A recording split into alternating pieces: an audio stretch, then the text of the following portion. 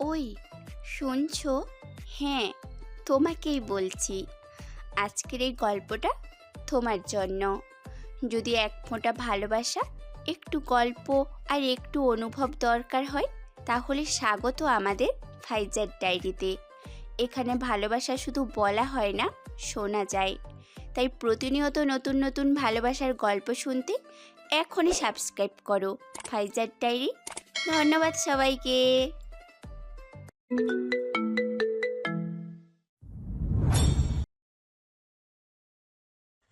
সতীনের ভেজা চুল প্রতি সকালে দেখতে হয় ইসমার। স্বামী রাহাত দ্বিতীয় বিয়ে করেছে 3 মাস হলো। ইসমার কষ্ট কেউ দেখেও দেখে না। রাহাত দ্বিতীয় বিয়ে করার পরদিন ইসমার সামনে নিজের সদ্য গোসল করা ভেজা চুল আর ঘাড়ে গলায় নখের আঁচড় নিয়ে আসতে দ্বিধাবোধ করলেও এখন যেন এসব কিছুই না। সময়ের সাথে সাথে ইসমার সাথে রাহাতের দূরত্ব একটু একটু করে বাড়ছে। রাহাত খবর নেয় না তার প্রথম স্ত্রী ইসমা, যাকে রেখে সে দ্বিতীয় বিয়ে করতে চায়নি। সে এখন কিভাবে রাত পার করে, কিভাবে এখানে পড়ে আছে। এই অভাগে মেয়েটার নাম ইসমা খাতুন। রাহাত হলো তার প্রাণপ্রিয় স্বামী। 7 বছর দাম্পত্য জীবনে বাচ্চা না হওয়ার দোষে সতীনকে দিতে হলো তার বাস করা ঘরটি এবং তার স্বামী। রাহাত জানে ইসমা মরণ যন্ত্রণা নিয়ে দাঁত কামড়ে আছে তার বাড়িতে।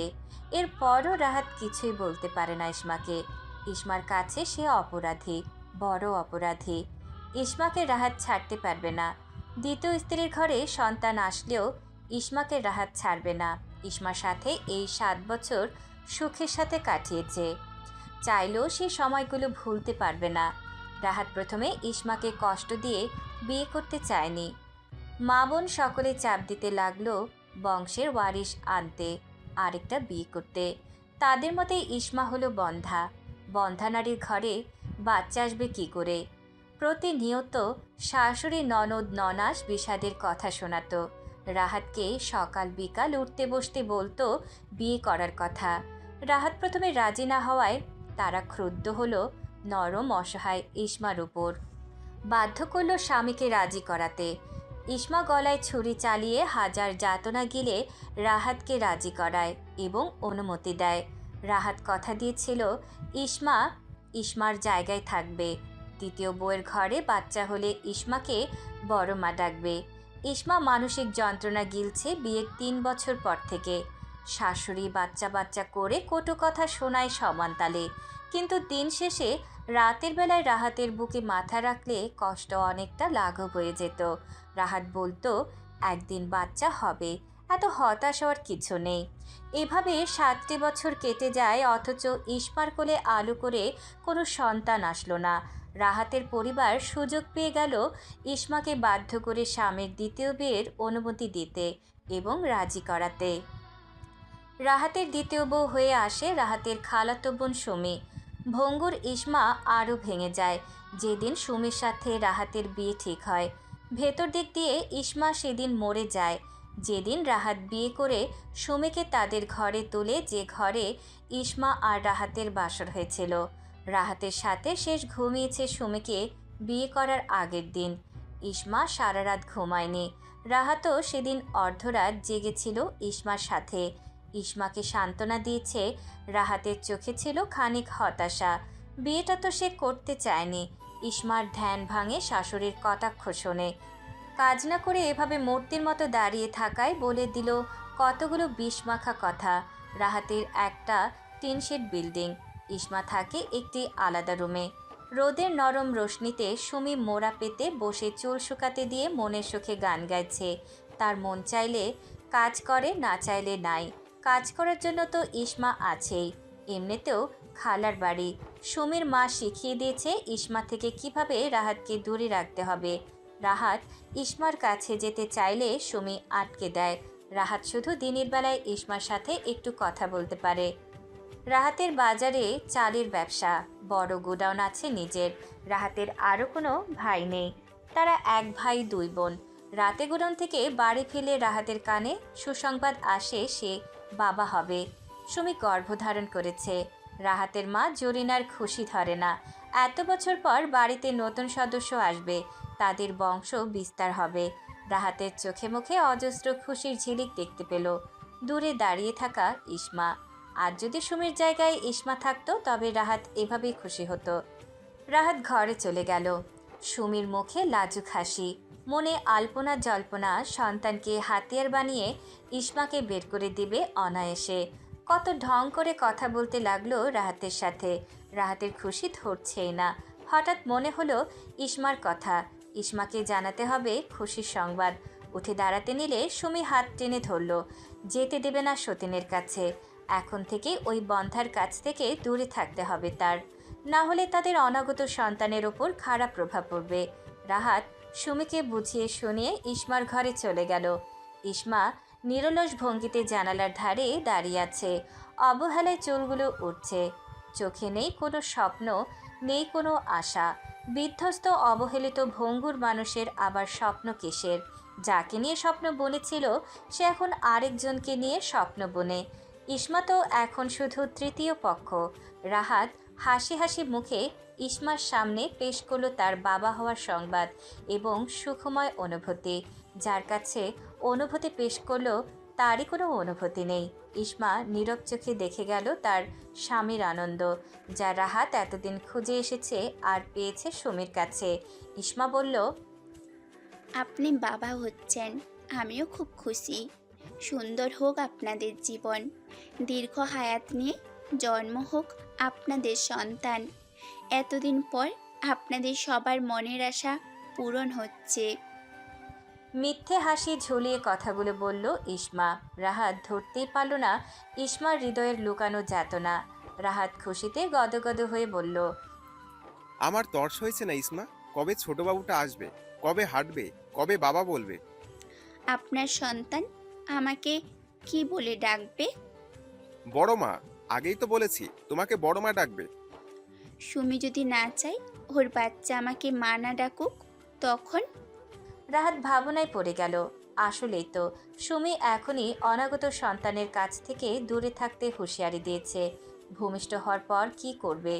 রাহাত গম্ভীর মুখে বলল, পরেরটা পরে দেখা যাবে। তুমি সুমির দিকে খেয়াল রাখবে, কি লাগে না লাগে দেখবে। ইসমার কথা একদম শুদ্ধ।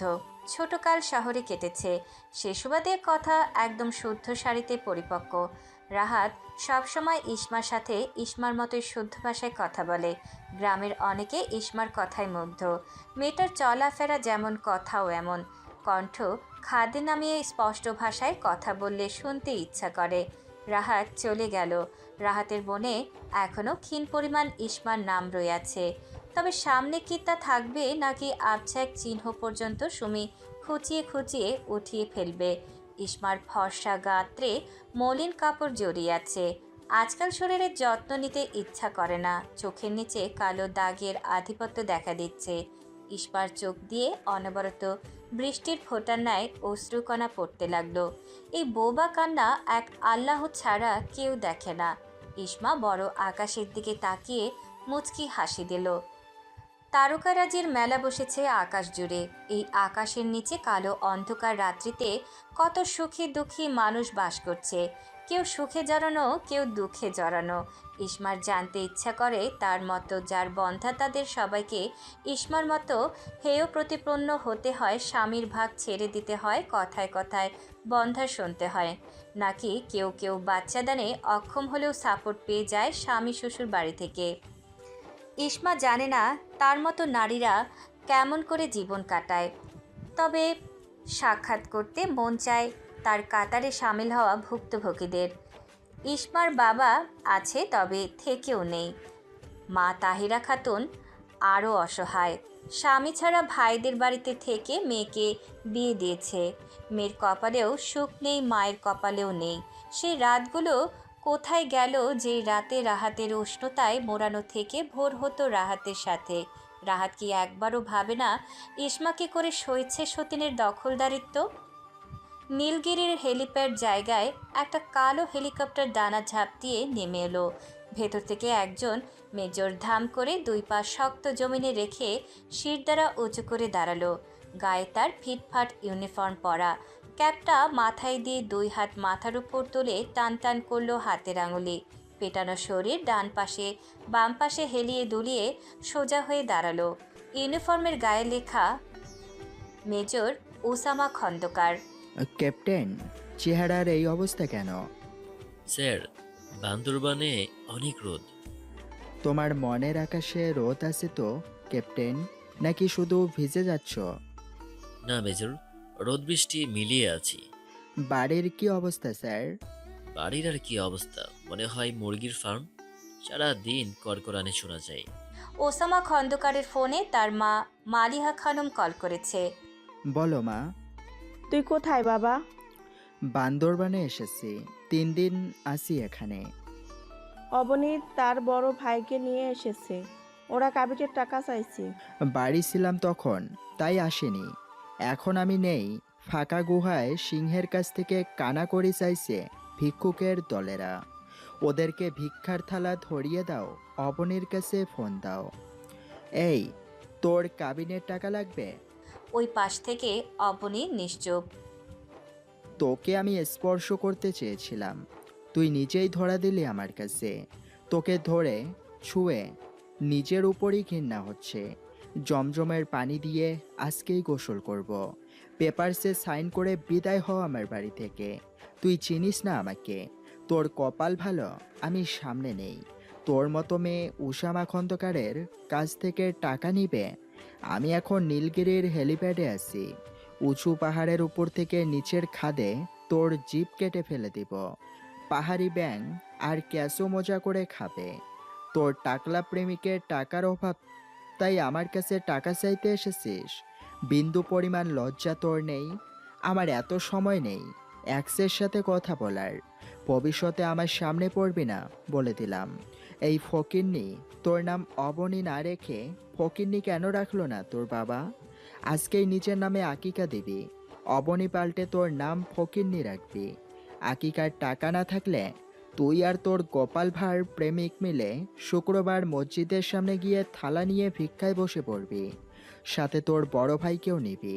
সুস্থ মানুষের ভিক্ষার ব্যবসা রমরমা হয় না, তাই তোকে সাহায্য করে দিব।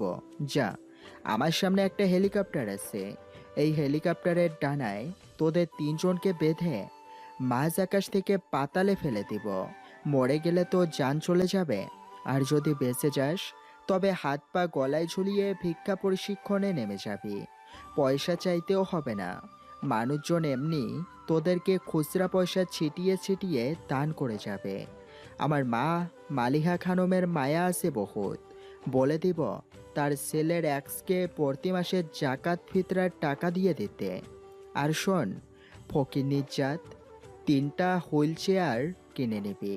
হুইল চেয়ার টানার জন্য মানুষও ভাড়া করে নিবি।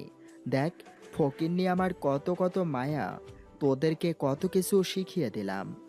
ফকিন্নি, আমি হয়তো ফকির হয়ে যাব। তোকে 2 বার ছুঁয়ে ওয়াসার কারণে এই নিয়ে 5 বার জমজম পানি ছিটিয়েছি আমার শরীরে। এত টাকা কি তোর বাপ দিয়ে যাবে? মেজর ওসামা কল কেটে একদলা থুতু নিক্ষেপ করলো মাটিতে। পশমের গোড়ায় গোড়ায় রাগ অবস্থান করছে। কি হয়েছে স্যার? তেমন কিছু না। আরও কিছু সেনা সদস্য এগিয়ে আসলো ওসামা খন্দকারের কাছে। প্রত্যেকের সাথে দ্বন্দ্ব বিনিময় করে এগিয়ে যেতে লাগলো পাহাড়ের চূড়ায় সেনা ঘাঁটিতে। Captain, yes sir. প্রত্যেকের নামের লিস্ট চাই। ওকে স্যার, পেয়ে যাবেন। গুড। ওসামা খন্দকার একটা একটা কদম রাখে আর নিজের মনে বিড়বিড় করে বলে, জীবনে কোনো মেয়ে নিয়ে বাজে চিন্তা করলাম না, প্রেম ভালোবাসা করলাম না, সেই আমার কপালে এমন লুচু খাটাস মেয়ে জুটল কি করে? মেয়ে লোকের কত সমাহার, কেউ সংসার করতে চায়, আবার কেউ বা ভাঙতে চায়। এই নোংরা অবনীর জন্য একটুও মায়া লাগছে না কেন? রাবিশ একটা। এই এসমা, এত বেলা হইয়া গেল, উঠতাছো না কেন? জরিনা খিটমিট করে ডাকছে ইসমাকে। সুমি পুয়াতি, ওর নাস্তা দেরি হইয়া গেল, মাইয়াটা না খাইয়া আছে আর তুমি অহনো ঘুমাইতেছো কেন? চোখ মুখে ক্লান্তি আর অসহায় চোখে ইসমা বলল। আম্মা, আমার অনেক জ্বর। জরিনার মায়া হলো না, কর্কশ গলায় বলল, অজুহাত না দেখাইয়া কামে হাত লাগাও জলদি। বন্ধা বাজা মাইয়া যে অহনো বাড়িতে রাখছি এই তো বেশি, আবার কামসুরামি করে। ইসমার গাল বেয়ে টপ টপ পানি ঝরতে লাগলো। জরিনা এখন লাগাম ছাড়া কথা বলে। আগে রাহাতের জন্য এত কিছু বলতে পারতো না, এখন তো রাহাত পোয়াতি বউ নিয়ে ব্যস্ত। ইসমার অবস্থান কোথায় কে জানে। বন্ধাত্ব কোনো নারীর দোষ হতে পারে না, তবে এই সমাজে নিকৃষ্ট মন মানসিকতার কিছু মানুষ দোষ মনে করে, স্বামীর সাথে সতীনের সংসার করতে বাধ্য করে। এমন ইসমা নামক অসহায় নারী বাস্তবে অবহেলিত হলেও আমার গোবেচারা লেখায় তারা জিতে যাক, তারা সুখের সন্ধান পেয়ে যাক, আর রাহাতের মতো মেরুদণ্ডহীন স্বামীরা তাদের কর্মফল পেয়ে যাক। ইসমা রাহাত আর সুমির সামনে দাঁড়িয়ে আছে। সুমি এক হাত পেটের ওপর রেখে আরেক হাত মাথায় রাখলো। তার নাকি সকাল থেকে মাথা ব্যথা, অথচ ইসমা একটু খবর নেয়নি। এমনকি সুমির অসুস্থতা দেখেও না দেখার ভান করেছে। রাহাত ক্ষুব্ধ হয়ে ইসমাকে বলল, তোমাকে না বলেছিলাম সুমির খেয়াল রাখতে? ইসমা বাকহীন দৃষ্টিতে তাকিয়ে আছে যে গর্ভবতী স্ত্রীর জন্য প্রথম স্ত্রীকে শাসাচ্ছে। সুমি সারাদিন ইসমার সাথে হসপিটালের আয়ার মতো ব্যবহার করে, আর রাহাতের সামনে সাজে ভিন্ন সাজ। এমন ভাব ধরে যেন রাহাতের বাচ্চা পেটে নিয়ে তার জান কুরবান হয়ে যাচ্ছে, আর রাহাতও গলে গলে শেষ হয়ে যায় সুমির ন্যাকামিতে। সাথে তো রাহাতের মা জরিনা আছেই।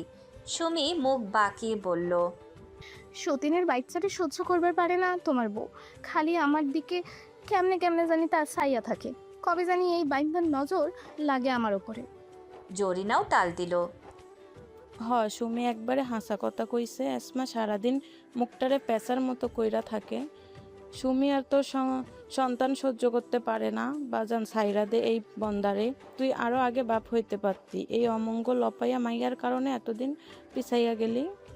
ইসমা শ্বাস আটকে রইল। সবগুলো মানুষ অকৃতজ্ঞ। এই শাশুড়িকে এখনও সেবা করে যায়। রাহাতের সব কাপড় ইসমা ধুয়ে রোদে শুকিয়ে ওদের ঘরে দিয়ে আসে। এই বাড়িতে চুপচাপ নরম হয়ে থাকে, কারো কোনো কাজে হস্তক্ষেপ করে না। তারপরও মানুষগুলো কটাক্ষ করতে ছাড়ে না। তার দুর্বল জায়গাটা নিয়ে খুঁচিয়ে কথা বলে যায় যখন তখন। রাহাত সিদ্ধান্ত নিল ইসমা এখন থেকে পাশের টিনের ঘরে থাকবে। রাহাতের বাবা বেঁচে থাকতে ওই টিনের ঘরে ছাগল রেখে পালতো। রাহাতের মনে সন্দেহ হলো, সত্যিই যদি ইসমা কুনজর দিয়ে থাকে সুমির সন্তানের ওপর, তাই আলাদা করে দিল। ইসমা আর কত অপমান গায়ে মাখবে। রাহাত পর্যন্ত চোখ উল্টে দিল। রাহাত কি জানে না ইসমা কেমন? এত অন্ধ হয়ে গেল তার সন্তান সম্ভাবনা বইয়ের কাছে যে ইসমাকে আলাদাই করে দিল। এতে অবশ্য ইসমার জন্য ভালোই হয়েছে। প্রতিদিন আর জ্বলতে হবে না তাদের লুতোপুতো দেখে। অনাগত অস্তিত্বের জন্য ইসমার কোনো হিংসা নেই, তবে স্বামী আর সতীনের হাসি রং তামাশা ইসমার মরে যাওয়ার জীবনে ব্যথা টেনে আনে। এই ব্যথা এত নির্লজ্জ, কত করে চায় দূরে থাকতে, তত কাছে এসে ঘেঁষে। না চাইতেও ইসমা খাতুনের নয়নজোড়া থেকে জল পড়ল। এই জল রাহাতের চোখে পড়ে না, রাহাতের চোখে ভাসে বংশধর নিয়ে আগামী ভবিষ্যতের, যেখানে ইসমার কোনো ঠাঁই নেই, নাম নেই, কিচ্ছু নেই। জরিনা খেকিয়ে বলল, কাইন্দা কাইটটা মন গলাইতে পারতা না। তুমি টিনের ঘরে যাইয়া নিজের ঘাটি বুঝা নাও। সমস্যা নেই আম্মা, সেখানে আমার জন্য আরও ভালো। আমি আপনাদের কারোর উপর হিংসা বিদ্বেষ পোষণ করি না। ভাবি, ভাগ্য কোন দিকে যাই দেখি। বন্দা মাইয়ার আবার ভাগ্য। কেমন তিরস্কার নিয়ে কথাটা বলল ইসমার শাশুড়ি। এবার আর কাঁদল না ইসমা। কাঁদলেও দোষ, চুপ করে থাকলেও নাকি প্যাঁচার মতো মুখ করে রাখে। লোহিত যন্ত্রণা বুকে নিয়ে হাসবে কি করে? তার উপর রাহাতের আচরণ দিনকে দিন উজ্জ্বল রং থেকে ফিকে মলিন রং হয়ে যাচ্ছে। রাহাত পাশে থাকলেও আসান হতো কিছুটা। রাহাত ভাবলেশীন হয়ে বলল, তোমার খাওয়া দাওয়ার খরচ সব পেয়ে যাবে। ইসমার বলতে ইচ্ছা করলো অনেক কিছুই, কিন্তু অশান্তির ভয়ে কিছুই বলল না। আত্মসম্মান বিকিয়ে পড়ে আছে মামার বাড়ি যাওয়ার ভয়ে। মায়ের ওপর আর বোঝা বাড়াতে চায় না। মা তো এমনি চিন্তায় চিন্তায় অর্ধেক শেষ। ইসমার যন্ত্রণা তার মা সরাসরি দেখলে আরও কষ্ট পাবে। নিকষ কালো আধার আর বৃষ্টির ছন্দপতন। বৃষ্টির ফোঁটা টিনের চালে টপ টপ করে পড়ছে আর অদ্ভুত সুন্দর শব্দ হচ্ছে। বাতাসের দোলায় বৃষ্টির ফোঁটা টিনের ছিদ্র দিয়ে ঘরের মেঝেতে এসে পড়ছে। ইসমা আজ গলা ছেড়ে জোরে জোরে কাঁদল। বৃষ্টির আওয়াজে কান্নার শব্দ বাহিরে গেল না। গলা দিয়ে খাবার নামে না, হাতে পায়ের রগ দেখা যায়। গলার হাড্ডি ভেসে উঠেছে চামড়ার সাথে। চুলে চিরুনি করা হয় ৩-৪ দিন পর পর। গুছানো জীবন অগুছানো হয়ে গেল একটি বাচ্চার অভাবে আর সুমির আগমনে।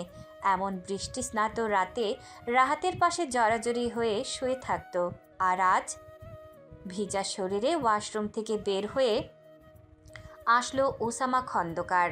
গায়ে শুধু একটা লাল সবুজের দাগওয়ালা গামছা, যা কোমরে পেঁচিয়ে রেখেছে।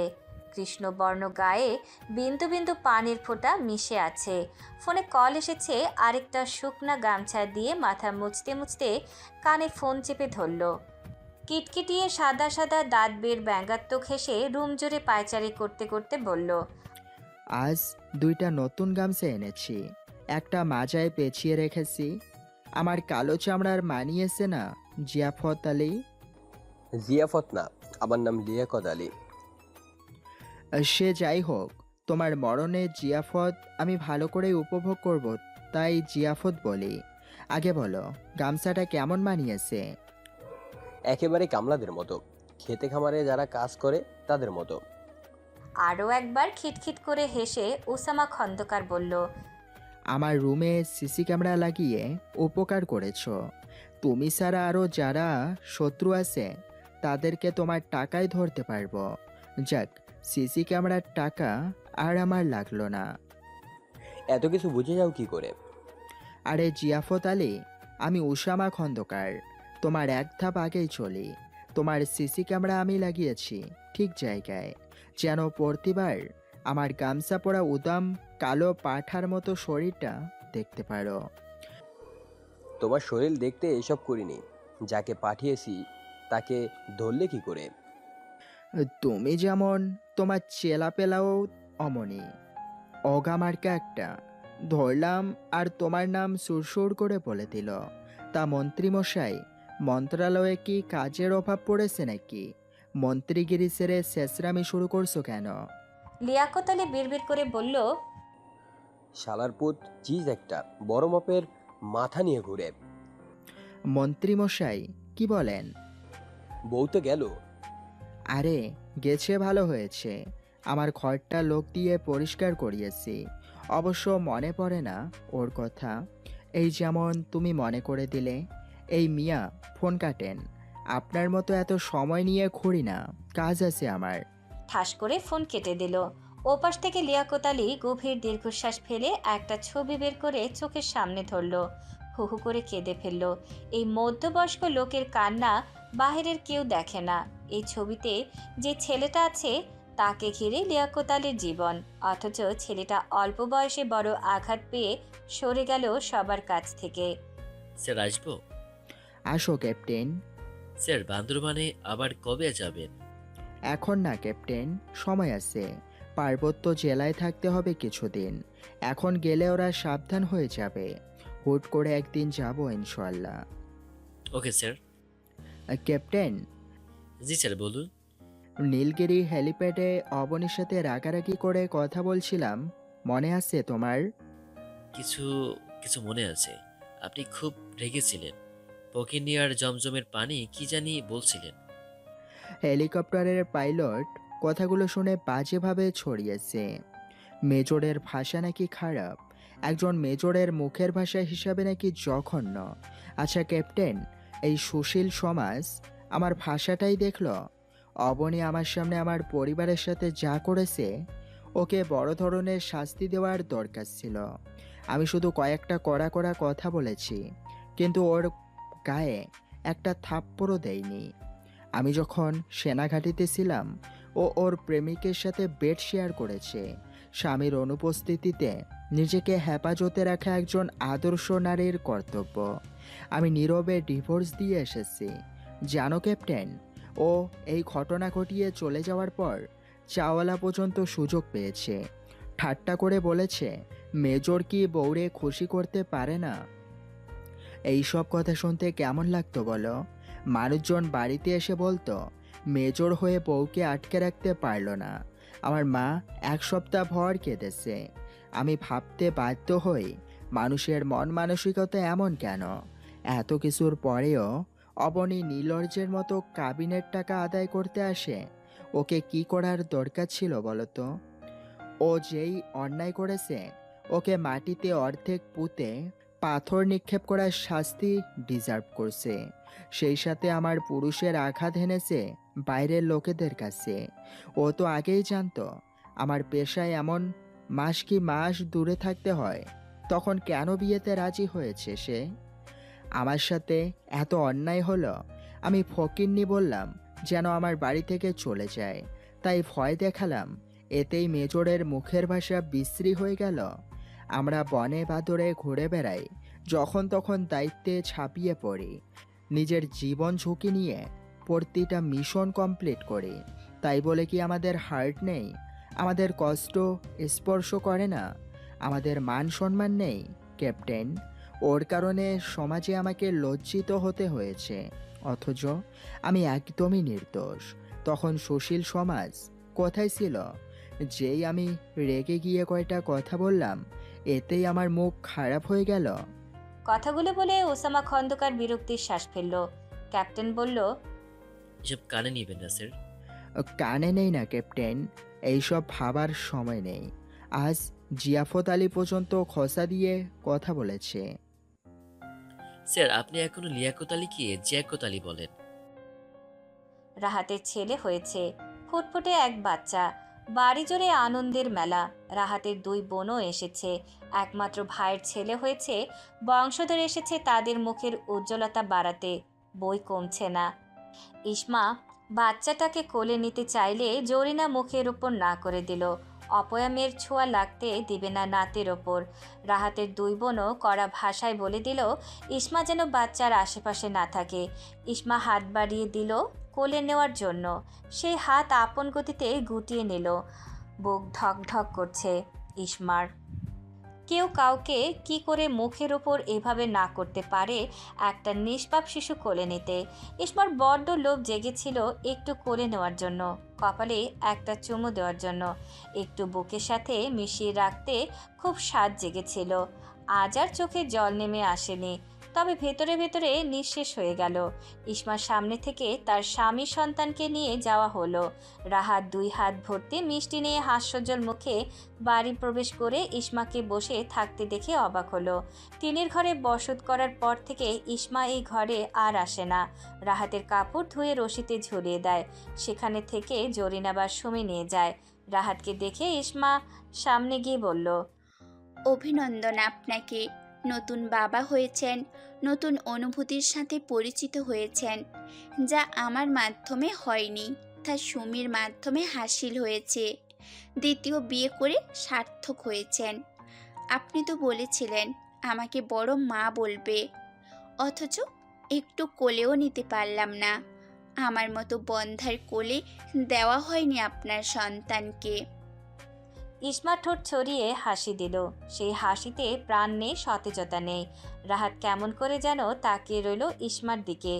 এই ইসমা তো আগের ইসমার মতো না। আগের ইসমা রাহাতের কাছে অনেক গুরুত্বপূর্ণ ছিল, অনেক। ইসমার হাসি, ইসমার কথা, ইসমার লাজুকতা রাহাত মুগ্ধ হয়ে দেখত।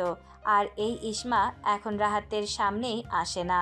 রাহাত খোঁজ নেয় না তার অবহেলিত বন্ধা প্রথম নারীর, শুধু খোরাক দিয়ে যায় কিছু দায়িত্ববোধে। রাহাত যেন ইসমার মলিন হাসিতে গোলক ধাঁধায় পড়ে গেল। এই বিষাদের হাসিতে অনেক কিছু ছিল, লুকানো ব্যথা, সংসার, স্বামী হারিয়ে যাওয়ার নীরব আর্তনাদ। রাহাত অনুভব করল ইসমা থেকে সে একেবারে সরে গিয়েছে। সুমি সরিয়ে নিয়েছে।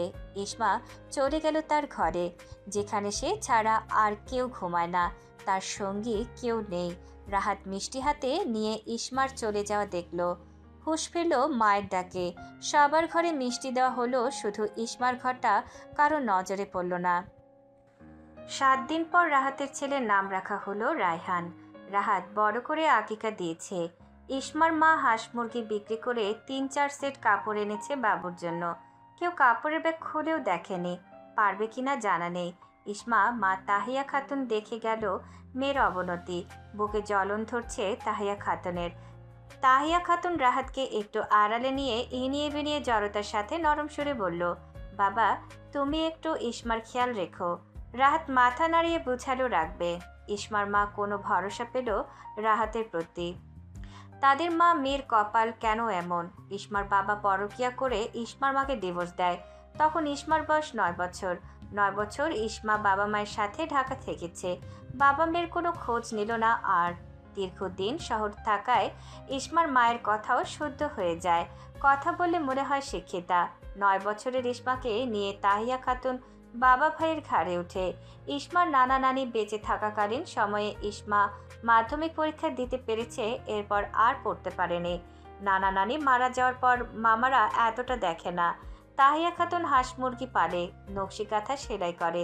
এগুলো করেই নিজের আর মেয়ের টুকটাক খরচ চালায়। ভাইরা মনে চাইলে দেয়, না চাইলে দেয় না। ইসমার নানার দেওয়া একটুখানি ভিটে মাটিতে তাহিয়া খাতুন বসবাস করে।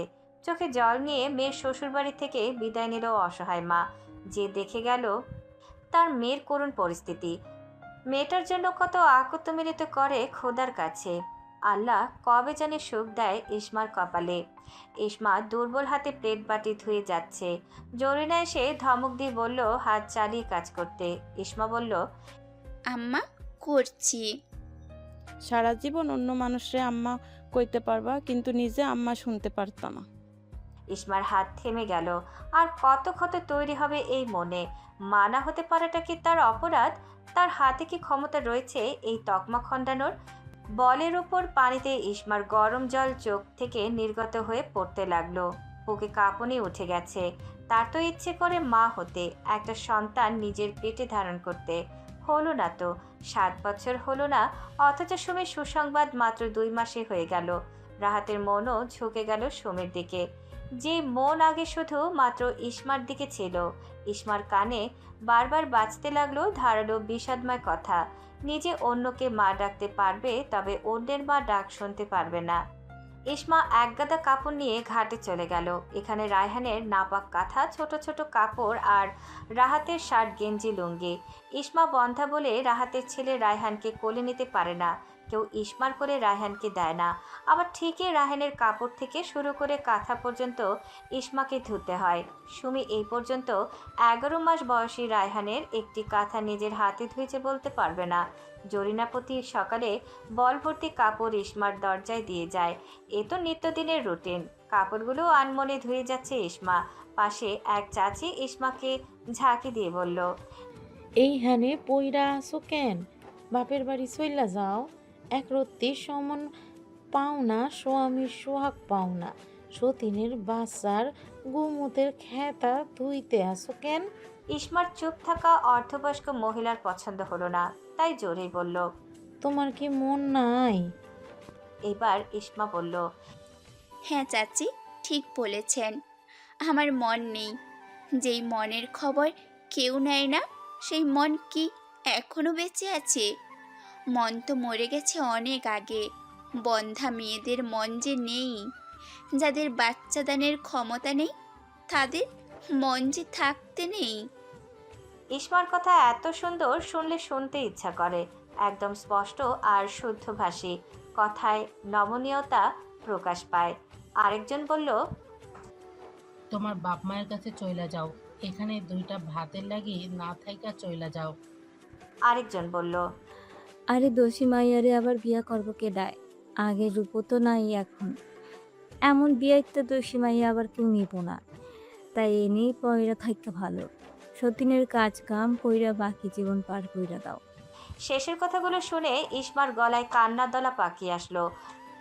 চোখের পানি এসে অসহায় চোখ দুটো ঘোলাটে হয়ে গেল। আসলে তো রূপ নাই তার। রাহাতের বাড়িতে যখন বউ হয়ে আসে, তখন আশেপাশের মানুষজন প্রশংসায় পঞ্চমুখ হয়ে বলেছিল রূপে গুণে বউ এনে জরিনা দিতেছে। বউয়ের বয়স কম, তার উপর আবার সব কাজে পটু। সেই ইসমার রূপ ক্ষয়ে ক্ষয়ে পড়ে গেছে সময়ের সাথে সাথে। শাশুড়ি ননদের কথা শুনতে শুনতে আর রাহাতের নিলিপ্ত অবহেলা দেখতে দেখতে এই বন্ধ্যাত্ব ইসমার জীবনটা উল্টে পাল্টে করে দিল। স্বামীর বাড়িতে সতীনের বাচ্চার কাপড় ধুয়ে তাদের কাজ করে থাকতে হয়। রাহাত ভুলেই গেছে ইসমার ঘরে আসা যাওয়া। ইসমা নিজের চোখে দেখে ছেলে নিয়ে রাহাতের খুশি, রাহাতের আনন্দ ফুর্তি। ইসমা ঘোলাটে চোখ লুকিয়ে রাখতে পারল না। অবাধ্য চোখ জোড়া আজ বাধ্য হয়ে থাকেনি, গল গল করে গাল বেয়ে পড়তে লাগলো। আরে ভাবি, তুমি কান্দাছো কেন? আমি কি খারাপ কিছু করেছি? বাচ্চা ছাড়া মাইয়াগো দাম নাই। এই দেহ না তোমার মতো সুন্দর মাইয়া রাইখা রাহাত ভাই কেমনি বাচ্চার জন্য খালাতো বোনরে বিয়ে করলো? আর বিয়া কইরা তো খারাপ কিছু করছে না, বংশের বাড়তি আইছে। তোমার দিয়া তো বংশের বাড়তি আইতো না। ইসমা কান্না গিলে বলল, রাগ করব কেন ভাবি? আপনি তো ঠিকই বলেছেন, বাচ্চা ছাড়া মহিলাদের দাম নেই। আমার যদি সময় মতো একটা বাচ্চা আল্লাহ দান করে দিতেন, তবে হয়তো আমারও দাম থাকতো। কি আর করার, আল্লাহর উপর অভিযোগ নেই। আমি হয়তো বাচ্চার মা হওয়ার যোগ্য না, তাই তো এই সুখ থেকে বঞ্চিত আছি। কত দোয়া করলাম একটা সন্তানের জন্য, এখন আর দোয়া করি না, এখন আর বাচ্চা চাইও না। এখন বাচ্চা দিয়ে আর কি হবে? সংসারটা আর আগের মতো পাবো না তো। ইসমার কথা শুনে মায়া লাগলো মহিলাদের। ইসমা প্রতিদিন ঘাটে এসে চুপচাপ কাজ সেরে চলে যায়। কেউ কিছু বললেও তেমন উত্তর দেয় না, হ্যাঁ হো ছাড়া। আজ একটুখানি কষ্ট কথা হয়ে বের হয়ে এসেছে। এই কথার জন্য না জানি ইসমার কপালে কি আছে বলা যায় না। দুপুরে রাহাত খাবার খেতে বাড়ি আসলো। হাতে ছেলের জন্য হরেক রকম খেলনা নিয়ে এসেছে। ঘরে ঢোকার আগে জরিনা গমগমে গলায় ইসমার নামে বলল, আজ নাকি ঘাটে কাপড় ধোয়ার সময় কেঁদে কেঁদে সবার কাছে শাশুড়ি স্বামীর নামে আজে বাজে কথা বলছে। রায়হানের কাপড় নাকি জোর করে ধুতে হয় ইসমাকে। সুমির নামেও খারাপ কথা বলছে। জরিনা সকালে ঘাটের দিক দিয়ে কোথাও যাওয়ার সময় ইসমাকে ঘিরে মহিলাদের প্রশ্ন আর ইসমার কান্না দেখে নিজের মনে বানিয়ে বানিয়ে মিথ্যা রচনা করে ছেলের কানে ঢুকিয়েছে। রাহাতের মাথা গরম করার জন্য যা যা বলার দরকার বলে রাহাতকে পাগলা ঘোড়া বানিয়ে দিল। রাহাত ঘরে গিয়ে খেলনা রেখে প্রচণ্ড ক্ষুব্ধ হয়ে ইসমার ঘরে এলো। ইসমা তখন নামাজ পড়ে মাত্র বসেছে কয়েক লোকমা ভাত খাওয়ার জন্য। রাহাত আধ খোলা দরজা ঠাস করে খুলে আচমকা খাড়া লাথি বসিয়ে দিল ইসমার ক্ষুধার্ত পেটে। অপ্রস্তুত ইসমা গুঙিয়ে উঠল চাপা স্বরে। মৃত আর্তনাদ বেরিয়ে আসলো মুখ থেকে। পেটে হাত দিয়ে বড় বড় শ্বাস ফেলতে লাগলো। তলপেটটা যেন ছিঁড়ে যাওয়ার মতো। মাটির মেঝেতে ইসমার নখ বেঁধে গেল। ব্যথিত ইসমা রাগান্বিত পুরুষের শক্তিশালী লাথিকে মাটির বুকে আঁচড় কেড়ে দিল। নিজে ভয়ানক ব্যথা পেয়ে মাটিকেও ব্যথা দিয়ে দিল। মাটির তো প্রাণ নেই, সুতরাং মাটির ব্যথা নেই। ইসমার প্রাণ আছে, ইসমা ব্যথা পেয়েছে। রাহাত ধূপধাপ কিল বসিয়ে দিল ইসমার পিঠে। মেরুদণ্ড মনে হয় ভেঙে যাওয়ার মতো ব্যথা পেল ইসমা খাতুন। রাহাত ইসমার সামনে দাঁড়িয়ে চিৎকার করে বলল, আমার ছেলের কাপড় ধুয়ে আবার মানুষের কাছে বিচার দেশ কোন সাহসে? মানুষ কি আমার বিচার করতে পারবে? রাহাতের একটা বালও কেউ চিনতে পারবে না। তোকে আলাদা করেছি, ভালোই হয়েছে। সুমি ঠিকই বলেছে, তুই আমার ছেলেকে সহ্য করতে পারিস না। বড় মুখ করে তো বলেছিলি আমার সন্তানকেই নিজের সন্তান মনে করবি, আর এখন কয়টা কাপড় ধুয়েই পাড়া প্রতিবেশীর কাছে বিচার দেওয়া শুরু করেছিস। তোর দিমাগ আমি বের করব, আর এমন করলে লাথি উষ্টা দিয়ে বিদায় করে দিব। আমার বাড়িতে তোর ঠাঁই হবে না। ইসমার মুখ দিয়ে লালা পড়ছে। পেট আর পিঠ তীব্র ব্যথায় ছেয়ে গেছে। মুখে লালা মাটির মেঝেতে পড়ে জায়গাটা ভেজা আঠালো হয়ে গেছে। ইসমা নুয়ে থাকা মাথা উঠিয়ে নিপু নিপু চোখ রাখলো রাহাতের পানে। এই রাহাত আর আগের রাহাত আকাশ পাতাল তফাৎ। বিয়ের পরপর ইসমা একটু অসুস্থ হলে তৎক্ষণাৎ ওষুধপত্র এনে দিত, মাঝে মাঝে খাবারও খাইয়ে দিত। সেই রাহাতের চোখে আজ ইসমার আগুন দেখতে পেল। এই চোখে কোনো মায়া ভালোবাসা কিছু নেই। ইসমা তো এখনও রাহাতের স্ত্রী আছে, এই কথা বোধ হয় রাহাত ভুলে গেছে। মায়ের মিথ্যা কথা আর সুমির নাটকীয় অভিযোগ শুনে। এই পেটে আপনার কোনো সন্তান আসেনি বলে লাথি মারতে পেরেছেন, তাই না? আহত গলায় কথাটা বলল ইসমা। রাহাতের জ্বলন্ত চোখ কিছু একটা ধরা দিল। ইসমার লালাভরা থুতনি বর্ষার বিলের মতো টইটম্বর চোখ বিষাদে ঘেরা মলিন মুখ দেখে শক্ত মুখশ্রী ধীরে ধীরে নরম হয়ে এলো। ইসমা রাহাতের দাঁড়িয়ে যাওয়া দেখে হাঁপাতে হাঁপাতে উঠে বসে। এক গ্লাস পানি পান করে শক্ত চৌকিতে বসলো। রাহাত এখনও দাঁড়িয়ে আছে। ইসমা খুব স্বাভাবিক গলায় বলতে লাগলো, এমন তো ছিলেন না রাহাত সাহেব। এর আগেও তো কত কথা আপনার কানে আমার নামে দেওয়া হতো, তখন তো এড়িয়ে যেতেন। আর আজ পেটে পিঠে আঘাত করে বসলেন।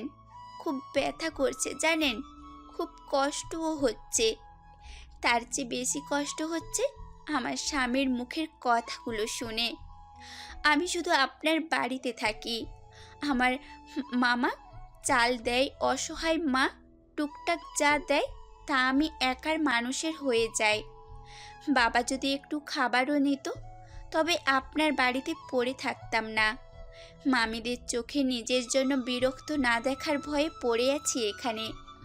উষ্ঠা দিয়ে বের করতে হবে না, চলে যাব। আপনার জীবনে আমার প্রয়োজন যে ফুরিয়ে গেছে আরও আগেই। আত্মসম্মান ভুলে এখনও আছি, যেন আমার মাকে নানার বাড়িতে কেউ কিছু বলতে না পারে। একবার বলেছিলাম আমার খরচের টাকা লাগবে না, এরপর থেকে আর জিজ্ঞাসাও করেন না। রিজিকে যা আছে তাই খাই, কোনো অভিযোগ করি না। আমাদের মতো বন্ধা নারীদের অভিযোগ করতে নেই, কিছু চাইতেও নেই। সতীনের বাচ্চাকে কোলে নিতে নেই, যদিও বাচ্চাটা আমার স্বামীর। সে যাই হোক, চলে যাব এখান থেকে। আপনাদের জ্বালাতেও আসবো না কখনো। রাহাতের মনে কি জানি চলছে। কিছু টানাপোড়া অতীতে ইসমার সাথে মধুর সময়গুলো, তবে তা দীর্ঘ করতে দিল না সুমি। ছেলেকে নিয়ে হাজির হলো রাহাতের কাছে। রায়হান বাবার কোলে ঝাঁপিয়ে পড়ল। সুমি বাঁকা হেসে ইসমার ব্যথিত মুখের দিকে তাকিয়ে মুখ বাঁকিয়ে চলে গেল। রাহাতকে হাতে রাখার একমাত্র উপায় হলো ছেলে রায়হান। রায়হানের জন্য রাহাত সব করতে পারে। ইসমাকে ভুলে আছে রায়হানকে পেয়ে। বাচ্চা হলো নিষ্পাপ, এরা আল্লাহর পক্ষ থেকে নিয়ামত। তবে বাচ্চাকে কাজে লাগিয়ে অন্যের দুর্বল জায়গায় আঘাত করা নিন্দনীয়, জঘন্য কাজ। এই কাজটাই বারবার করে যাচ্ছে সুমি। ক্যাপ্টেন রিয়াদকে পিঠে নিয়ে মেজর ওসামা দৌড়ে হসপিটালে ঢুকে স্ট্রাচারে শুয়ে দিল। রিয়াদ খুব আহত। আজ একটা ছোটোখাটো মিশন ছিল, সেখানেই ক্যাপ্টেন রিয়াদ আহত হয়েছে। ক্যাপ্টেন, এই ক্যাপ্টেন। ক্যাপ্টেনের সারা শব্দ নেই। ওসামা খন্দকার আগের ফর্মে ফিরে গেল। এই রিয়াদ, এই ভাই, চোখ খুল ভাই। স্ট্রাচারের চাকার সাথে দৌড়ে দৌড়ে ওসামা ডাকতে লাগলো। ছোট ভাইয়ের মতো রিয়াদকে ভাইয়ের মতো স্নেহ করে। রিয়াদের চোখ মুখে রক্ত। সন্ত্রাসীরা ভিন্ন কায়দায় আক্রমণ করেছে। আর্মি গ্রুপ পৌঁছাতে রিয়াদের অবস্থা ঘোরতর। ডক্টর ট্রিটমেন্ট শুরু করে দিয়েছে। ওসামা খন্দকার একজন সাধারণ মানুষের মতোই বসে রইল ওটি রুমের দরজার সামনে। পায়ের বুটে ভেজা মাটি চেপে আছে। তার ইউনিফর্মের 2-3 জায়গায় ছিঁড়ে গেছে। বেশ সময় অতিবাহিত হওয়ার পর ডক্টর জানিয়েছে রোগী আপাতত ঠিক আছে, তবে খেয়াল রাখতে হবে এবং যত্ন নিতে হবে। ওসামা খন্দকার ফোন বের করলো। মোবাইলের এক পাশ ভেঙে গিয়েছে। Major Osama Khandaker speaking. Yes sir. যে কয়টাকে ধরা হয়েছে হেফাজতে রাখা হোক। আমি এসে উত্তম মাধ্যম দিব। কান টানলেই মাথা বের হয়ে আসবে। আর বাকি আহত সেনাদের কি খবর? স্যার, প্রাথমিক চিকিৎসা চলছে। একজন আর্মি অফিসারের অবস্থা ক্রমশ খারাপ হচ্ছে। দ্রুত হসপিটালে নিয়ে আসুন। ক্যাপ্টেন রিয়াদের খবর কি স্যার? আছে মোটামুটি। স্যার, ক্যাপ্টেনের স্ত্রী বারবার কল করছে। বলে দিন একটু অসুস্থ, সুস্থ হলে কথা বলবে। সৈনিকের অর্ধাঙ্গিনী হলে মন শক্ত রাখতে হবে। Okay sir. সামরিক বাহিনীতে যারা যোগ দেয় সাধারণ মানুষ বোঝে না তাদের উপর দিয়ে কি যায়। একজন সৈনিকের যখন তখন প্রাণ যেতে পারে। সৎ সৈনিকরা এমন রিস্ক নিয়েও সামরিক ঘাঁটিতে যোগ দেয় দেশের জন্য। দেশের তরে ঝরে পড়ে রক্ত। পরিবার পরিজন রেখে বহুদূরে থাকতে হয়। ওসামা খন্দকার ধীরে ধীরে উঠে দাঁড়িয়ে মসজিদের দিকে যেতে লাগলো। রিয়াদের বিমর্ষ মুখ বারবার মনে হচ্ছে। বাইরে দাঁড়িয়ে বিশাল আকাশের দিকে চোখ বুলিয়ে বলল, হে আল্লাহ, সৈনিকদের তুমি হেফাজতে রাখো। ঘুটঘুটে অন্ধকার আর হালকা বাতাসে ধরণী আচ্ছন্ন। ইসমা টিনের ঘরে কাঁথা মুড়ি দিয়ে শুয়ে শুয়ে গুঙাচ্ছে। দুপুরে রাহাতের লাথি আর ঘুষি খেয়ে সন্ধ্যার পরপর ভয়ানক জ্বর আসে। জরিনা দেখেও আসেনি। পাশের এক প্রতিবেশী ভাত আর তরকারি দিয়ে গেছে, একটা নাপা এক্সট্রাও দিয়েছে। ইসমা 2-3 লোকমা খাবার খেয়ে ওষুধ খেয়ে নেয়। জ্বর থেমে আবার এসেছে, ওঠার মতো শক্তি গায়ে নেই। রাহাত গোডাউন থেকে ফিরে টিনের ঘরের পাশ দিয়ে যাওয়ার সময় ইসমার গোঙানি শুনতে পেয়ে ঘরে ঢুকে। ইসমা মৃদু কাঁপছে, শুকনা ঠোঁট দুইটা নড়ছে। দিন দুনিয়ার হুঁশ নেই। রাহাত কপালে হাত দিতেই চমকে গেল, কপাল পুড়ে যাচ্ছে। ঠান্ডা হাতের স্পর্শ পেয়ে পিটপিট করে চোখ খুলে রাহাতকে দেখেই ভেতর থেকে ঘৃণা উগলে আসছে। ঝাড়া দিয়ে হাত সরিয়ে শক্ত মুখে ইসমা বলল, চলে যান এখান থেকে, চলে যান। যেই হাত দিয়ে ঘুষি দিয়েছেন সেই হাত দিয়ে স্পর্শ করবেন না। যেই পা দিয়ে লাথি মেরেছেন সেই পা দিয়ে হেঁটে আমার কাছে আসবেন না। সন্তান যেমন স্ত্রীও তেমন, সেই কথা নিতান্তই ভুলে গেছেন।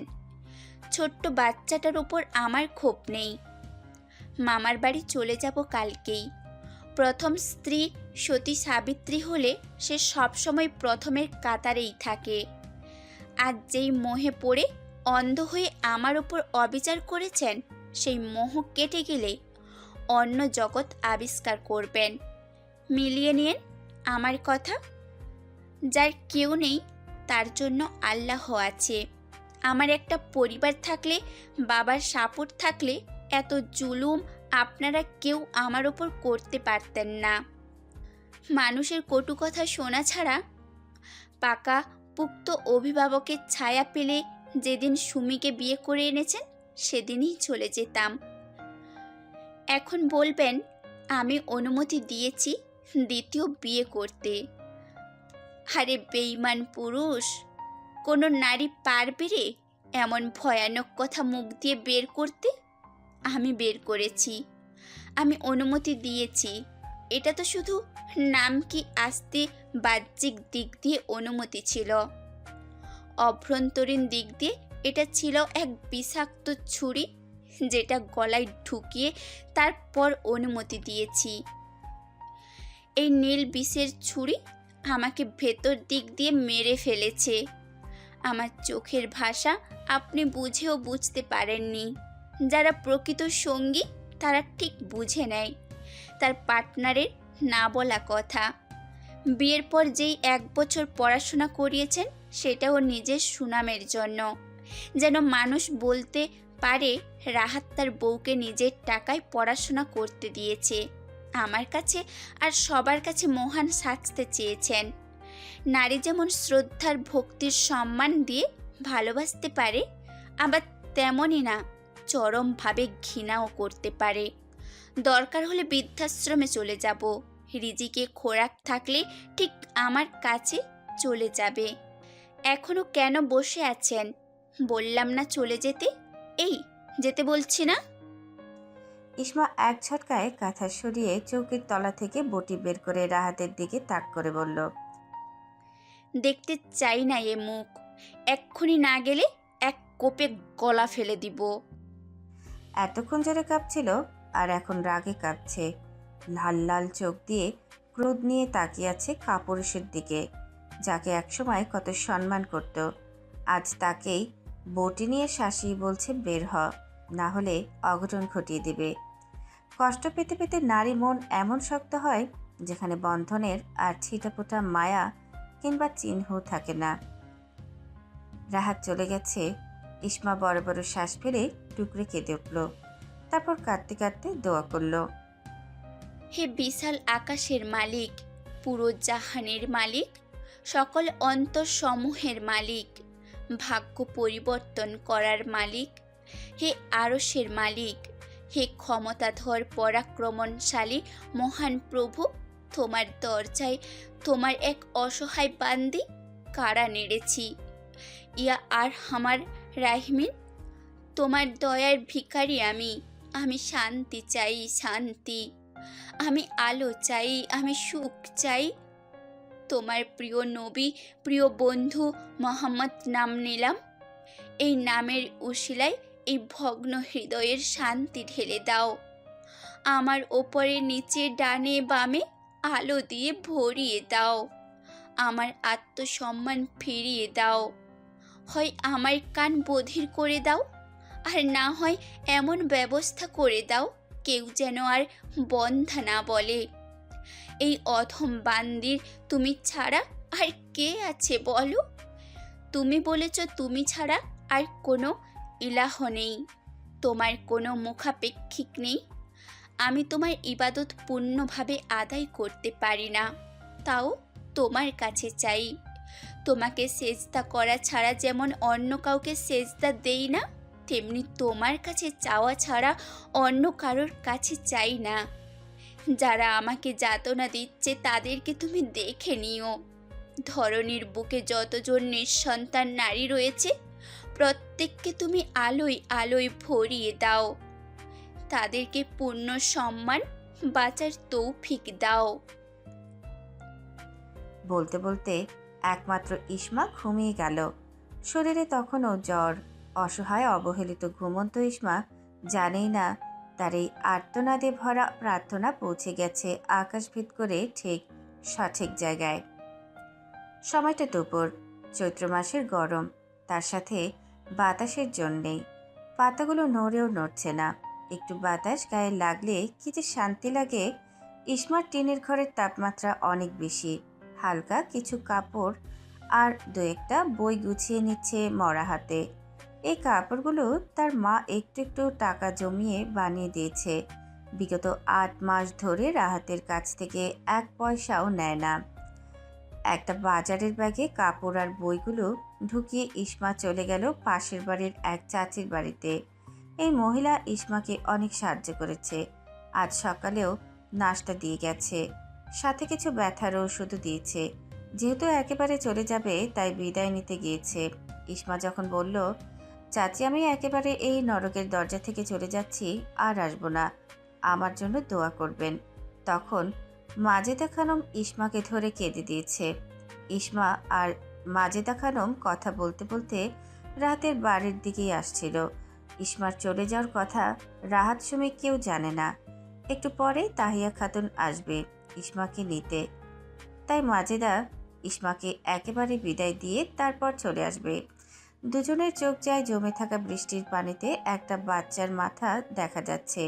ইসমা দৌড়ে গিয়ে 2 হাতে টেনে তুলল বাচ্চাটাকে। বাচ্চাটা হলো রাহাতের ছেলে রায়হান। একটু একটু হাঁটতে পারে। 2 দিন আগে বৃষ্টি হয়েছিল। বৃষ্টি হলে এই ছোট গর্তে পানি আটকে থাকে, ধীরে ধীরে শুকিয়ে যায়। হয়তো হাঁটতে এখানে পড়ে গেছে। বাচ্চাটার ক্ষীণ গতিতে শ্বাস চলছে। ইসমা এই প্রথম রায়হানকে কোলে নিল। ইসমার ভয়ে বুক ধকফক করছে। আর একটু দেরি হলে অনেক বড় বিপদ হয়ে যেত। হয়তো রাহাতের ছেলের নিঃশ্বাস বন্ধ হয়ে যেত। মাজেদা খাতুন সুমিকে ডাকছে জোরে জোরে। বাচ্চার প্রাণ যায় যায় অবস্থা, অথচ মা ঘুমে বেঘোর। ইসমা রায়হানকে নিজের বুক থেকে সুমির কোলে দিয়ে নিজের ঘরে চলে যেতে যেতে একবার রায়হানের দিকে ফিরে তাকিয়ে মনে মনে বলল, আজ একেবারে চলে যাচ্ছি, আর আজকেই তোকে একটু কোলে নিলাম, তাও এক ভয়ঙ্কর অবস্থায়। দোয়া করি আল্লাহ সকল অনিষ্ট হতে রক্ষা করুন। মাজেদা 1 প্লেট ভাত আর ভালো ভালো তরকারি দিয়ে গেছে দুপুরে খাওয়ার জন্য। তাহিয়া খাতুন এসেছে ইসমাকে নিয়ে যেতে। মাজেদা ইসমার সাথে কথা বলে চলে যায় তার বোনের শ্বশুর বাড়ি ঢাকা। ইসমা ভাত খাওয়ার সময় মাকেও বলল অল্প কয়টা খাওয়ার জন্য। তাহিয়া খাতুন খেতে পারল না মেয়ের ব্যথাতুর শুকনো মুখশ্রী দেখে। মায়ের মন জ্বলছে পড়ছে। তার মেন চেহারা তো এমন ছিল না। এক উজ্জ্বল হরিণী সুনয়না ঘন পাপড়িওয়ালা মায়াবী চেহারা ছিল। সেই চেহারা কোথায় গেল? এই চেহারা দেখেই তো রাহাত দেখতে গিয়ে পছন্দ করে ফেলে। 5 দিনের ভিতরে তাড়াহুড়ো করে ইসমাকে বিয়ে করে। আর আজ সেই চেহারায় ভাটা পড়ে রাহাতের অন্যায় ব্যবহার আর অযত্নে। মা তোর শাশুড়ির কাছে বলে যাবে না? কি আর বলে যাব, গেলেই যা তা বলবে, তাও একবার বলে আসি। সুমি রাহাতের সামনে রায়হানকে নিয়ে কেঁদে কেঁদে বিলাপ করে বলছে ইসমা নাকি তার ছেলেকে পানিতে ফেলে দিয়েছে। রায়হান মরতে মরতে বেঁচে গিয়েছে। রায়হানের ছোট মুখমণ্ডল নীল হয়ে আছে। জরিনাও সাথে সাথে তাল দিচ্ছে। অথচ মাজেদা যখন সুমিকে ডেকে রায়হানের ঢুকে যাওয়ার কথা জানায়, তখন জরিনা বাড়িতেই ছিল না। রাহাতের মনে পড়ে গেল গত রাতে ইসমা বটি ধরেছিল রাহাতের ওপর ক্ষিপ্ত হয়ে। রাহাতের সাথে যদি এমন করতে পারে তবে রায়হানের সাথেও করতে পারবে, কারণ যত সব তো একটা বাচ্চার কারণেই। আর সেই বাচ্চা হলো রায়হান। হিংসাপরায়ণ হয়ে পানিতে ফেলে দিতেই পারে। কালকে রাহাতের মতো শক্তিশালী পুরুষের সামনে ইসমা রণমূর্তি হয়ে দাঁড়িয়েছে, আর রায়হান তো একদম পিচ্চি। ব্রেন ছাড়া ঘোড়ার ডিম হিসাব মিলিয়ে রাহাত ফুসফুস করে ইসমার দিকে এগিয়ে আসছে। তাহিরা খাতুন রাহাতকে এমন ক্ষুদ্র ভঙ্গিতে এগিয়ে আসতে দেখে কিছু বলার আগেই রাহাত ইসমার চুলের মুঠি ধরে হ্যাচকা টানে মাটিতে ফেলে দিল। নিজ হয়ে হাত মুষ্টিবদ্ধ করে ইসমার মুখে ঘুষি মারতে যাবে, তখনই তাহিয়া খাতুন মেয়েকে বাঁচাতে ইসমার উপর ঝাঁপিয়ে পড়ে। তারপরও শেষ রক্ষা হলো না। রাহাতের হাতের রূপার আংটির উপরের কালো পাথরের সাথে আড়াআড়িভাবে আঁচড় লেগে ইসমার নরম গাল কেটে যায়। তাহিয়া খাতুনের জন্য খুশিটা পড়েনি, ধস্তাধস্তির ফলে এই অঘটন ঘটে। গাল থেকে লাল তরল রক্ত মাটিতে পড়তে লাগলো। রাহাতের আংটির এক কোণা 2 দিন আগে ভেঙে গিয়েছে। সেটা ইসমার গাল আজীবনের জন্য দাগ তৈরি করে দিল। একদম ঠিক গালের মাঝখানে ক্ষত হয়েছে। গতকালের ঘুষি, লাথি, রাতের জ্বর আর আজকের এই অতর্কিত আক্রমণে দুর্বল শরীর আর নিতে পারেনি। জ্ঞান হারিয়ে ফেলল তৎক্ষণাৎ। তাহিয়া খাতুন গলা ছেড়ে কাঁদতে কাঁদতে বলল, তুমি কি মানুষ না আর কিছু? কুকুর বিড়ালকেও এভাবে মারে না। আজকে ওকে আমার সাথে চিরদিনের জন্য তোমার বাড়ি থেকে নিয়ে যেতে এসেছিলাম। কী দোষ করেছে আমার অসহায় মেয়েটা, যার কারণে আমার সামনে জালিমের মতো মারলে? আপনার মেয়ে আমার ছেলেকে পানিতে ফেলে দিয়েছে। আমার ছেলেটার মুখটা নীল হয়ে গেছে। এই কারণেই আপনার মেয়েকে আল্লাহ সন্তান দেয়নি। আমার ছেলে আমার জান। প্রাণ রায়হানের কিছু হয়ে গেলে ইসমারও আজ শেষ দিন হতো। আশেপাশের কয়েকজন মানুষ ইসমাকে কাছের হাসপাতালে নিয়ে যায়। তাহিয়া খাতুনের বুকে ঝড়। কুলাঙ্গার স্বামী মেয়েটার হাত ছেড়ে না দিলে কেউ এমন নির্যাতন করার সাহসও পেত না। আজ রাহাতও বাচ্চা দানে অক্ষমের খোঁটা দিল। সিএনজিতে বসে মেয়ের হাত ধরে ফুপিয়ে ফুপিয়ে কাঁদছে আর ডাকছে। অজ্ঞাত ইসমা সাড়া দেবে কি করে? রাহাতের বাড়ির উঠানে ইসমার নরম গালের রক্ত শুকিয়ে জমাট বেঁধে আছে। টিনের ঘরের মেঝেতে ব্যথাতুর লালা আর উঠানের শক্ত মাটিতে রক্তগুলো সাক্ষী হয়ে থাকবে এক অবহেলিত নারীর নির্যাতন। যদিও রক্তগুলো থাকবে না, তবে এই স্থান বই বেড়াবে একটি সন্তানের জন্য হাহাকার করা স্বামীর সংসার বাঁচিয়ে রাখার আপ্রাণ চেষ্টা করেও বাঁচাতে না পারার এক নরক যন্ত্রণার প্রতিচ্ছবি। একটা দমকা হাওয়া রাহাতের পা ছুঁয়ে গেল। রাহাত ছেলেকে নিয়ে বুকে চেপে বসে আছে। এই ছেলে একদিকে আর সব একদিকে। বাতাসের সাথে ফিসফিস মৃদু গুঞ্জনে কে জানে বলে গেল, ওহে পুরুষ, এ তোমার কেমন রক্ত গরম দিমাগ। কোমলমতি মায়াবতী হৃদয় রক্তাক্ত করে শান্তি হওনি, তার শরীরও রক্তাক্ত করে দিলে। তুমি তো সেই পুরুষ যে তুলোর মতো নরম ত্বকের প্রশংসা করেছিলে, আজ সেই ত্বকের বিঘ্নতা ঘটালে। তুমি সেই মুখোশের আড়ালে কাপুরুষ যে এক সময় সান্ত্বনা দিয়েছিলে স্ত্রীর কোলে বাচ্চা আসুক না আসুক তুমি কখনো অন্যদের মতো খোঁটা দিবে না, অথচ আজ ঠিক দিয়ে দিলে। কানপোড়া শুনে তদন্ত না করে প্রতিবারের মতো এবারেও হিংস্রতা দেখিয়েছ। তোমার শোক পাখি উড়ে গেছে আরও আগে। তুমি অবহেলা করে খাঁচা খুলে দিয়েছিলে, সে তোমার দানা পেটে না দিয়ে অন্যত্র পাওয়া দানা গিলছে। তারপরও তোমার ভাঙাচোরা খাঁচায় ঝড় বৃষ্টি নিয়ে পড়েছিল, তুমি খোঁজ নাওনি।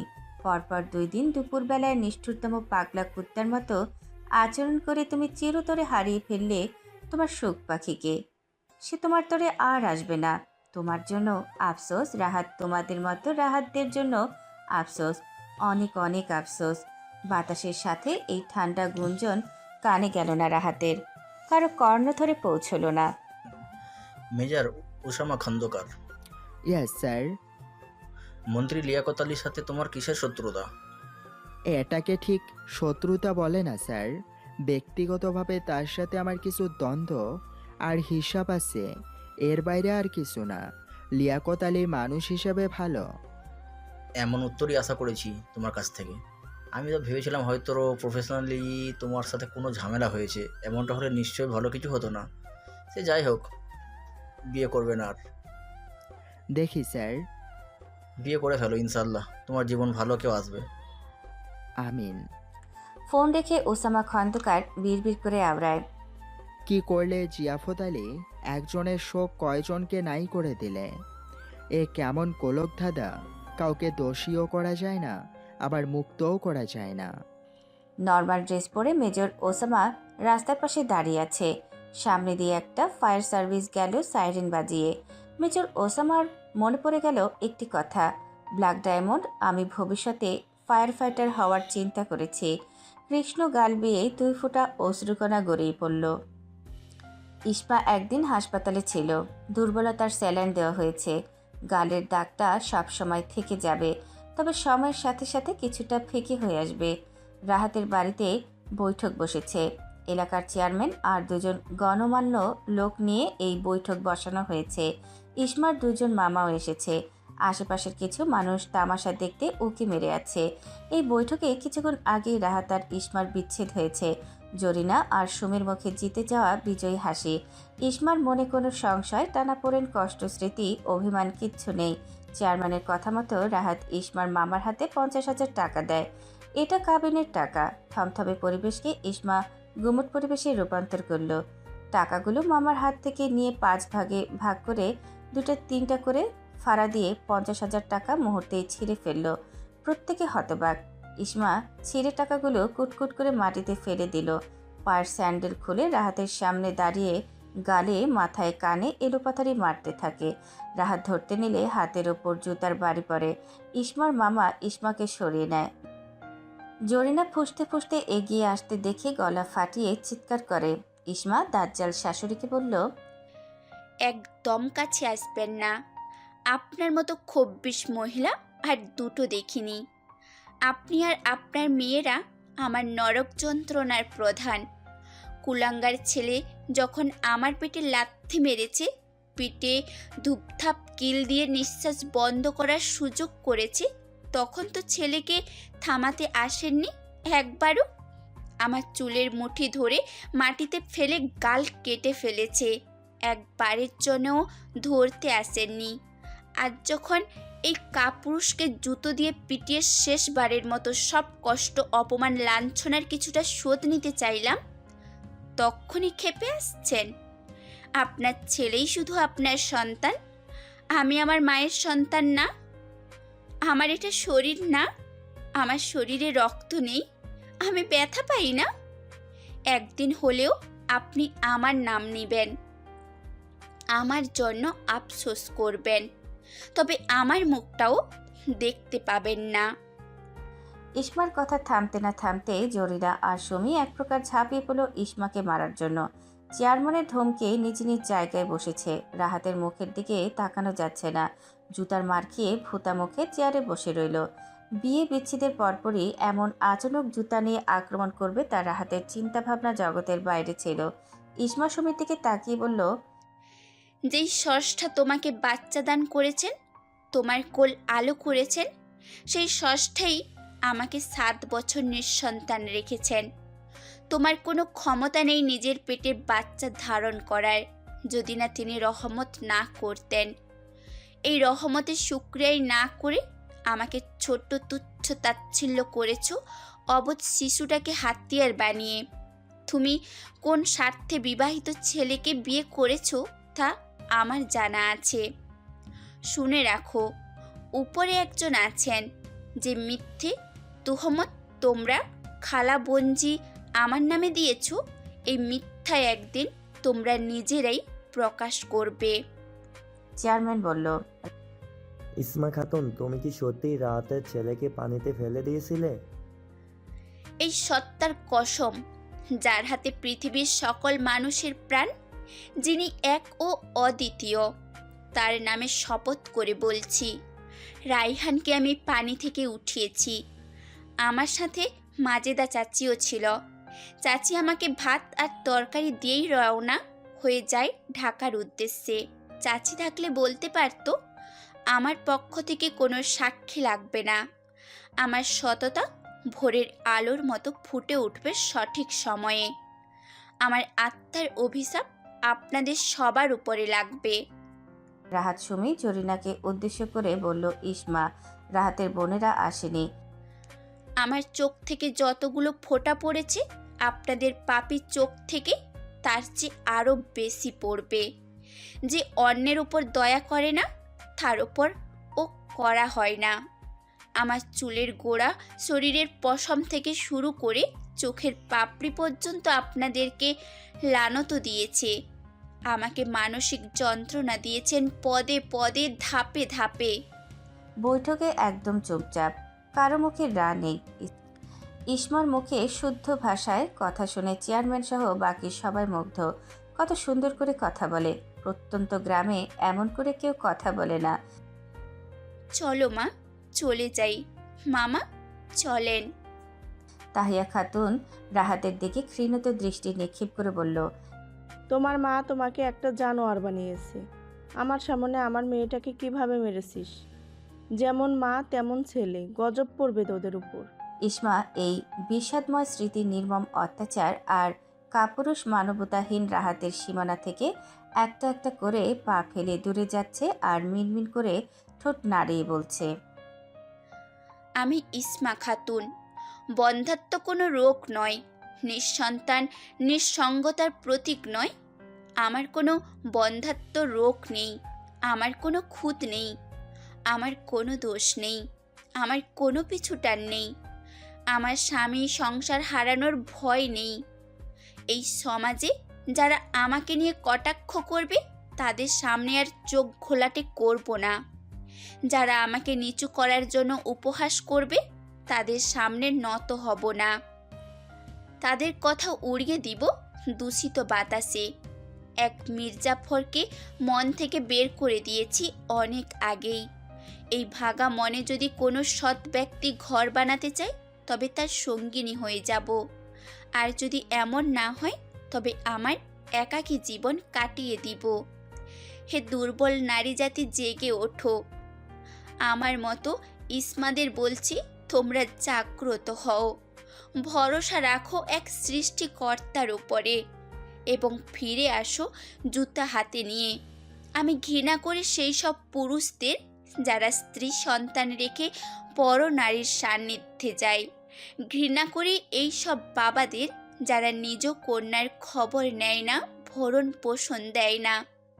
আমি ঘৃণা করি ওই সব মেরুদণ্ডহীন কাপুরুষদের যারা স্ত্রীর গায়ের ওপর পশুর মতো মারপিট চালায়। ঘৃণা করি তাদেরকে যারা সন্তানের বাহনা দিয়ে প্রথম স্ত্রীকে মানসিক পাগল বানিয়ে দেয়। এই সমাজ তখন কোথায় থাকে যখন আমরা মুহূর্তে মুহূর্তে মরে যাই? এই সমাজ কেন ক্ষত তৈরি করতে এগিয়ে আসে অথচ নিরাময়ের পথ খুঁজে দেয় না, বাতেলা দেয় না? রাহাতের সাথে বিচ্ছেদ হয়েছে আজ 6 মাস। এই 6 মাস ইসমার মামারা ভালোই দেখাশোনা করেছে। আগের চেয়ে বাজার বাড়িয়ে দিয়েছে তাহিয়া খাতুনের ছোট ঘরটায়। আগে তো ইচ্ছা হলে দিত না, না হলে নাই। মামিরাও তেমন কিছু বলেনি ইসমার গায়ে আঘাতের চিহ্ন দেখে, বিশেষ করে গালের কাটা দাগটা দেখে। কত মহিলারা বাড়ি বয়ে এসে জিজ্ঞেস করত ইসমা কি রাহাতের ছেলেকে সত্যি মারতে চেয়েছে কিনা। তখন ইসমা শক্তমুখে জবাব দিয়েছে, মারলে ওর বাবাকে মারতাম, নিষ্পাপ শিশুকে কেন মারব। 3 মাস আগে রাহাতের বাড়ির ওই চেয়ারম্যান তার ছেলের জন্য ইসমার সাথে বিয়ের কথা নিয়ে এসেছিল। বৈঠকে ইসমার ধারালো যুক্তি সঙ্গত কথা শুনে তার পছন্দ হয়ে যায়। ইসমার সাথে সাথে না করে দিয়েছে। চেয়ারম্যানের ছেলে এ নিয়ে কয়টা বিয়ে করেছে তার হদিশ নেই। তার উপর আবার ড্রাগসের নেশাও নাকি করে। মানুষের চোখে মুখে ইসমার মায়া করুণা ভেসে উঠলে ইসমার অস্বস্তি হয়। মহিলারা এক কথা থেকে আরেক কথায় চলে যায়। এই সব নিয়েই ভাবছিল ইসমা খাতুন। ধ্যান ভাঙল মুরগির কড়কড়ানিতে। মুরগিগুলোকে আদার দিয়ে ইসমা ছাগলের কাছে গেল। বসে থাকলে হবে না, মায়ের সাথে হাতে হাতে কাজ করলে কাজ এগোবে। তাহিয়া খাতুন মেয়েকে আগলে রাখে সেই ছোট সময়ের মতো। রাতে মা মেয়ে জড়িয়ে ধরে ঘুমিয়ে থাকে। ইসমা তাহিয়া খাতুনের কাছে চলে আসার পর হাঁস মুরগি ছাগল লালন পালন বাড়িয়ে দিয়েছে। হয় ইসমা রান্না করে আর তার মা হাঁস মুরগি দেখাশোনা করে, আর না হয় তাহিয়া খাতুন রান্না করে আর ইসমা হাঁস মুরগি ছাগল এগুলোকে আদার পানি ঘাস খাওয়ায়। রাহাত বিমর্ষ মুখে গুডাউনে বসে আছে। গায়ের পোশাক থেকে ঘামের গন্ধ বেরিয়ে আসছে। তার কাপড় 2 সপ্তাহ ধরে ধোয়া হয় না। মাও ধুয়ে দেয় না, বউ ধুয়ে দেয় না। আজ সকালে নাশতার সময় রাহাতের মেজাজ পুরোপুরি নষ্ট হয়ে গেছে। 3 বেলার 1 বেলাও খাবারের স্বাদ পায় না। মুখে ভাত পড়লে মনে হয় তোল কম হয়েছে, লবণ বেশি হয়েছে, ঝাল বেশি হয়েছে। সুমি আর জরিনা কাজ নিয়ে বিবাদ লেগে থাকে।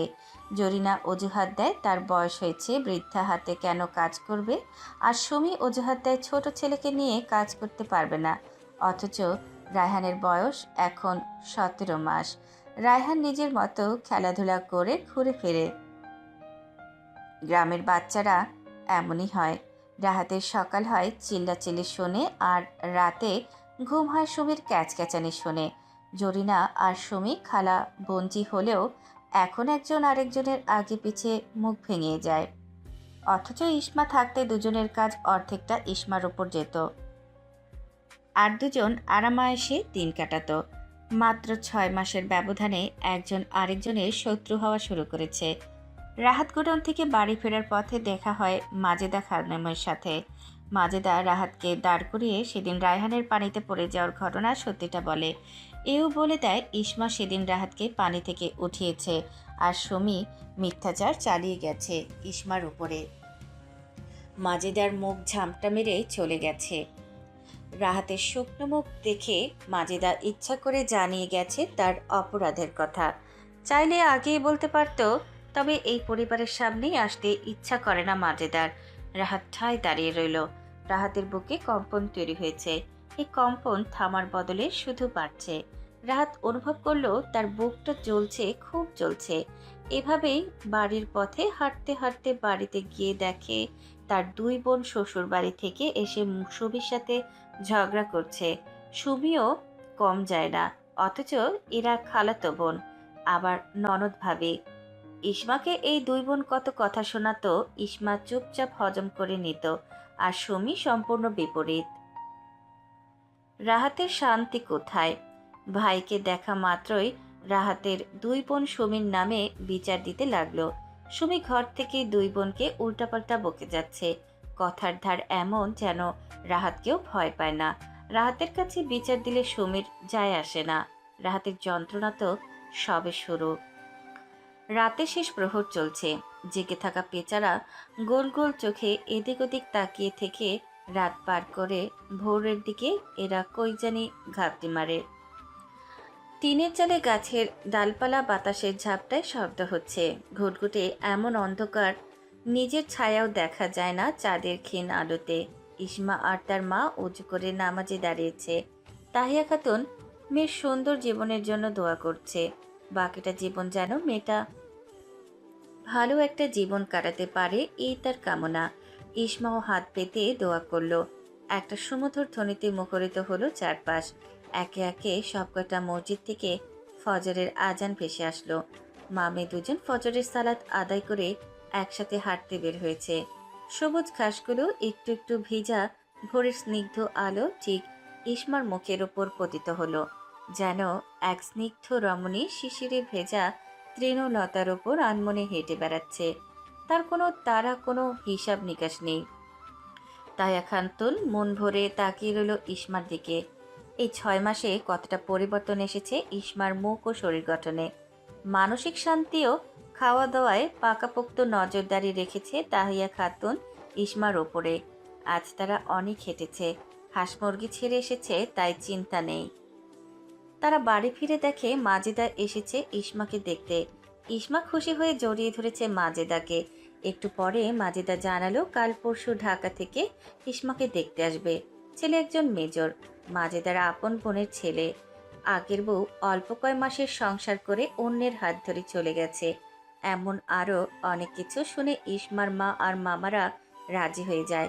যদি সব ঠিকঠাক হয় তবে সেদিনেই বিয়ে হয়ে যাবে। ইসমা নিচে তাকিয়ে বসে আছে। ছেলেপক্ষ তাকে দেখে পছন্দ হয়েছে। তাদের সামনে হরেক রকমের নাশতা দেওয়া হয়েছে। মেহমানরাও সব ধরনের ফল ফ্রুট এনেছে। বাইরের চেয়ারে থুতনিতে হাত ঠেকিয়ে ওসামা খন্দকার বসে আছে। তার খালামণি মাজেদা খানম থেকে রাহাতের মারধর সব শুনেছে। ইসমার ব্যাপারেও জানাশোনা শেষ। শুধু দেখবে একবার। ওসামার কাছে এগিয়ে আসলো তার বড় বোন তামান্না।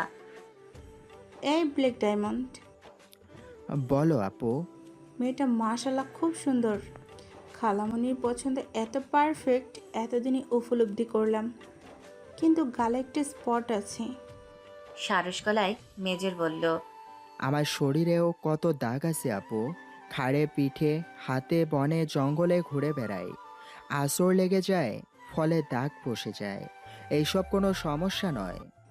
মেয়ে না দেখেই বিয়ে না করে এই মেয়েটার পক্ষপাতিত্ব নিয়ে নিলি। ও কোথায় পক্ষ নিলাম? ব্ল্যাক ডায়মন্ড, ওঠ, আমার সাথে চল। মেয়ে আমাদের পছন্দ হলে তো হবে না, তোরও তো হতে হবে। সবাই সরে গিয়ে ইসমা আর ওসামা খন্দকার দুজনকে নীরবে কথা বলার জন্য সুযোগ করে দিল। ইসমার কেমন জানি লাগছে। চোখ দুটো নিচের দিকে হলেও মেজরের ফিটফাট পরিপাটি সুগঠিত শরীর নজরে পড়েছে। একটু আগেই শুনেছে মাজেদার বোনের ছেলে মেজর। এই মেজর কি তাকে পছন্দ করবে? করলে করবে, না করলে নাই। তার মা যেমন একা একা বাকিটা জীবন পার করেছে, ইসমাও এভাবে কাটিয়ে দেবে পরের সময়গুলো। নীরবতার চাদর ভেদ করে মেজরের স্বাভাবিক কণ্ঠ শোনা গেল, নাম জানতে পারি? ইসমা খাতুন। আমাকে দেখে নিলে ভালো হবে। আমি দেখতে কালো, বিয়ের পর যেন খাতুনের দ্বিধায় পড়তে না হয় কালো স্বামী নিয়ে। দেখে নেওয়া উচিত আমাকে। সরাসরিও দেখা যাবে, যেভাবে আমি দেখেছি এখনো। মনে করব না কিছু।